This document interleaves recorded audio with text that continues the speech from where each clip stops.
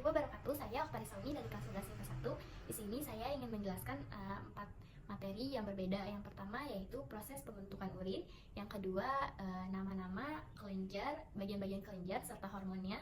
Yang ketiga itu adalah proses menstruasi dan proses kehamilan. Yang keempat itu adalah mekanisme kerja sel limfosit B dan sel limfosit T. Langsung aja masuk ke materinya. Nah, jadi di sini saya akan menjelaskan proses pembentukan urin. Proses pembentukan urin itu sendiri dibagi menjadi 3 bagian. Nah, yang pertama yaitu filtrasi atau penyaringan darah dari protein dan sel-sel darah merah. Jadi, darah dan protein itu tidak boleh keluar bersama urinnya. Nah, filtrasi sendiri itu terjadi di glomerulus. Hasil dari filtrasi yaitu urin primer yang mengandung air, gula, dan asam amino. Selanjutnya, urin primer lanjut ke tahap berikutnya yaitu proses reabsorpsi atau penyerapan kembali zat-zat yang masih dibutuhkan seperti glukosa dan asam amino, terus juga ada natrium, kalium, klor, asam bikarbonat, dan juga kalsium. Nah, hasil dari reabsorpsi itu sendiri yaitu adalah urin sekunder yang mengandung nitrogen, urea, dan air. Reabsorpsi ini terjadi di tubulus kontaktus maksimal ya, teman-teman. Selanjutnya, urin sekunder menuju ke lempung Henle. Nah, di bagian lempung Henle yang menurun ini, air sekunder itu bersifat hipotonik ya. Nah, artinya konsentrasi airnya lebih tinggi sehingga air akan meninggalkan tubulus ginjal. Nah, sebaliknya di proses menaiknya itu urin sekunder bersifat hipertonik sehingga NaCl itu diserap kembali oleh pembuluh darah. Selanjutnya, urin sekunder lanjut ke tubulus kontaktus distal dan melakukan proses augmentasi atau pengendapan zat-zat yang sudah tidak dibutuhkan lagi oleh tubuh. Hasil dari pengendapan itu sendiri ada urin sesungguhnya yang mengandung urea, asam urin, serta asam amino. Nah, selanjutnya urin sesungguhnya ke tubulus kolektivus. Nah, di tubulus kolektivus ini terjadi yang namanya reabsorpsi garam yang menentukan nanti kadar garam dalam urin itu ada berapa. Dan selanjutnya dari tubulus kolektivus, urin akan dibawa ke kantung kemih melalui ureter dan akan dikeluarkan oleh tubuh melalui uretra. Nah, di sini untuk materi sistem endokrin saya akan menyebutkan aja kelenjar serta hormon-hormonnya. Yang pertama itu ada kelenjar hipotalamus. Kelenjar hipotalamus itu mengeluarkan hormon pertumbuhan, terus melepaskan hormon kortikotropin, dopamin, somatostatin, serta pelepasan gonadotropin dan juga oksitosin.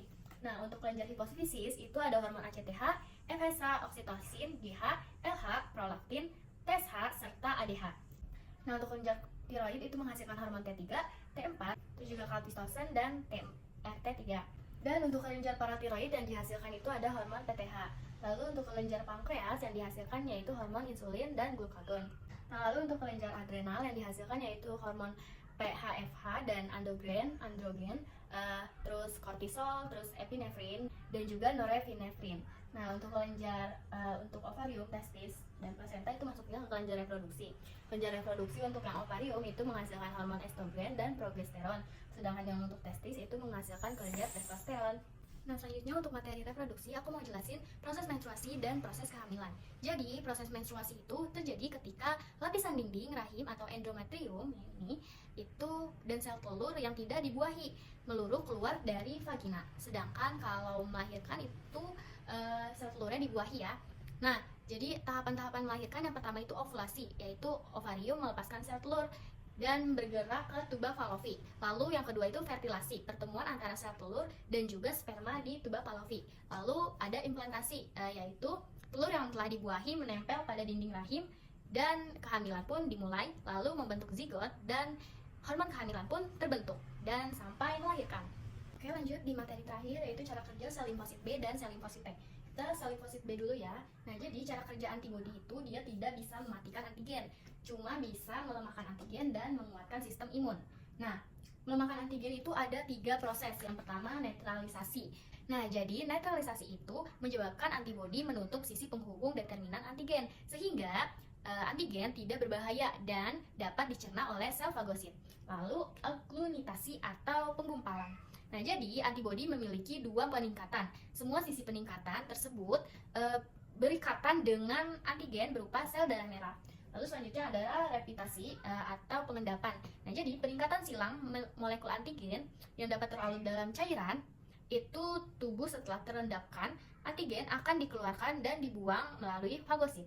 Nah, selanjutnya menguatkan sistem imun itu ada mengaktifkan komplement, lalu opsinasi, dan yang terakhir yaitu merangsang sel NK. Nah, selanjutnya cara kerja sel limfosit T itu adalah menyerang sel secara langsung dan juga menyerang antigen di intrasel. Terima kasih.